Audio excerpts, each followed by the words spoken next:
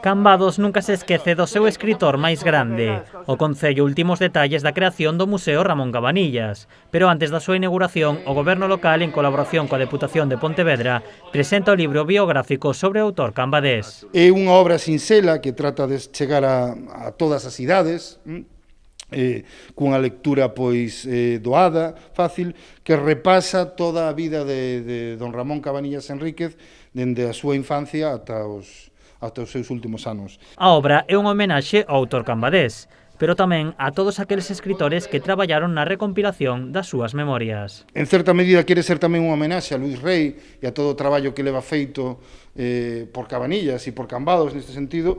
Está extraído en boa medida da propia obra de Luís Rei, da obra tamén de Paco Fernández Rei e da obra de Maribel Iglesias.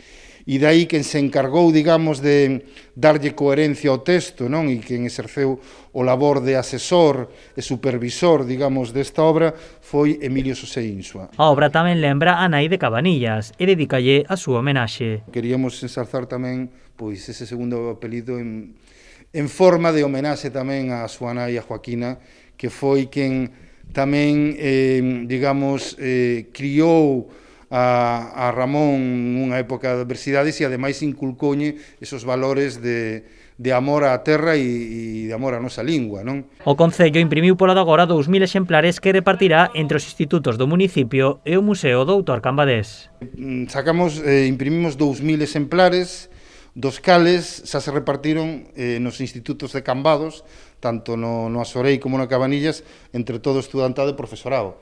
Todo o alumnado, tanto do Asorei como do Cabanillas e todo o profesorado, pois xa teñen esta obra nas súas mans e nos agora, pois, a intención era ter, digamos, pois, libros tamén aquí no propio museo para cando se inaugure, para que as persoas que veñan podan tamén ter un. O público xeral que queira ter o libro de Cabanillas deberá agardar a inauguración do museo. Unha vez aberto, o Concello indicará os puntos onde poder conseguir a obra.